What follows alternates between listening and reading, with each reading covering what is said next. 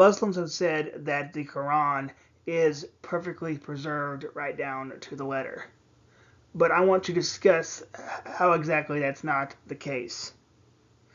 Comparatively, the Holy Quran is the only ancient book which is best preserved throughout the last 1400 years, and this can be ascertained from the evidence and by taking a closer look at how the Quran was originally revealed and preserved since the time of the Prophet. Since the beginning of the revelation of the Holy Quran, much care was taken to ensure that it is recorded with 100% accuracy. God Himself gave this promise in the form of a prophecy that He will safeguard the revelation of the Quran from any kind of impurities.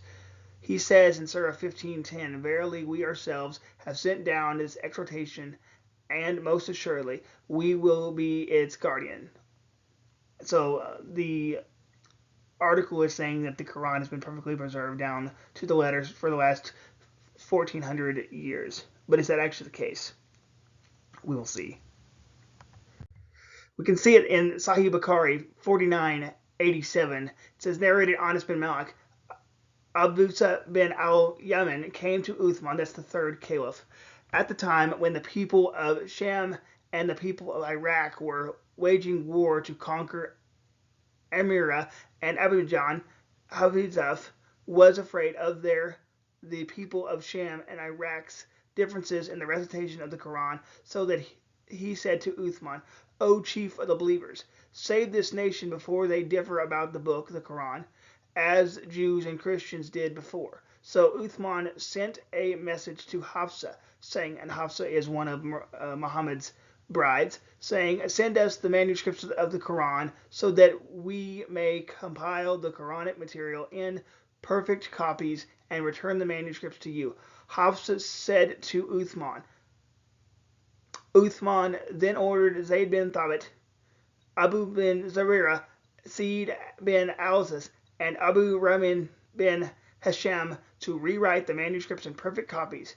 Uthman said to the three Quraysh men, in case you disagree with Zayd bin Thabit on any point of the Quran, then write it in the dialect of the Quraysh. The Quran was revealed in that tongue.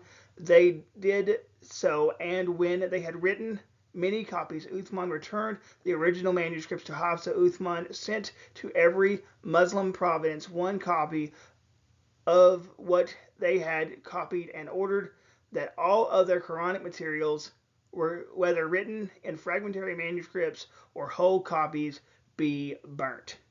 So, of course, the problem is they're disagreeing on the recitation of the Quran. So the Uthman or the Caliph gets involved, and he orders that the manuscripts are taken from one of Muhammad's wives, and they're copied down. And anything that disagrees the Quranic materials, they are burnt. So that's known as the Uthmanic recension. But the point is that he has burned the differing Quranic manuscripts, which means that there were variants within those manuscripts. So even here, we know there was variance, because why would you need to burn the Quranic material if not to hide something?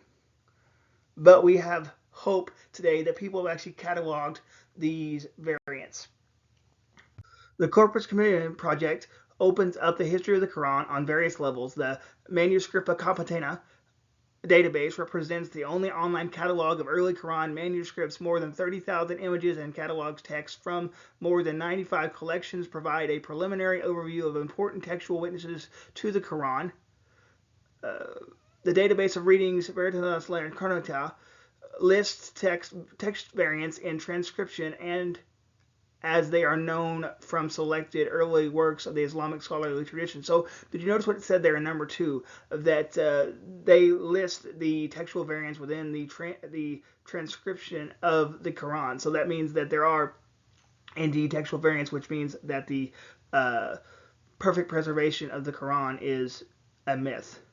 Number 3 says the database text from the world of the Quran provide an overview of the important source text. A chronological literary commentary reads the Quranic text as a proclamation whose content and literary forms change continuously over the period of 23 years and discloses hopes, needs, and expectations of its addressees. A digital edition of the country edition 1924 and parts of the Rifa Talman provide access to an important text edition of the 20th century. And he's speaking of the Cairo edition in 1924. But the point is that we do indeed have cataloged the textual variants of the Quran, and therefore the argument for perfect preservation of the Quran has went down in complete shambles. And if you want to look at more information, you can of course visit their website.